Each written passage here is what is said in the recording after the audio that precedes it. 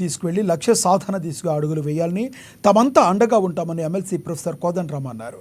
నిర్మల్ జిల్లా దిలావర్పూర్, గుండంపల్లి గ్రామాల మధ్య నిర్వహిస్తున్న ఇథనాల్ పరిశ్రమకు వ్యతిరేకంగా దిలావర్పూర్ మండల కేంద్రంలో శుక్రవారం ప్రజాగళం పేరిట భారీ బహిరంగ సభ నిర్వహించారు. పరిశ్రమ నిర్మాణం జరిగితే నష్టపోయే వివిధ గ్రామాల నుంచి పెద్ద ఎత్తున రైతులు, వారి కుటుంబ సభ్యులు తరలివచ్చారు. ఈ సభకు ఎమ్మెల్సీ ప్రొఫెసర్ కోదండరామ్ వివిధ పార్టీల నాయకులు హాజరై మాట్లాడారు. పరిశ్రమ నిర్మాణం రద్దు కోసం రైతులంతా మొక్క ఓనే దీక్షతో గత 85 రోజులుగా దీక్షలు చేపట్టడం అభినందనీయమన్నారు. ఐక్యంగా ఉద్యమాన్ని ముందుకు తీసుకుపోవాలన్నారు. బహిరంగ సభ నేపథ్యంలో పోలీసులు భారీ బందోబస్తు ఏర్పాటు చేశారు.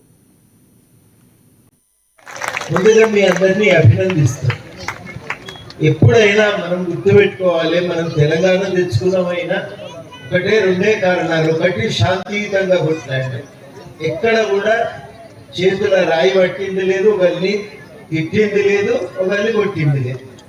మనం కూడా మనకి ఏం కావాలనేది మనసులో ఉన్నది అందరికీ. కాబట్టి మనం ఐక్యంగా నిలబడాలి. మా ఊరికి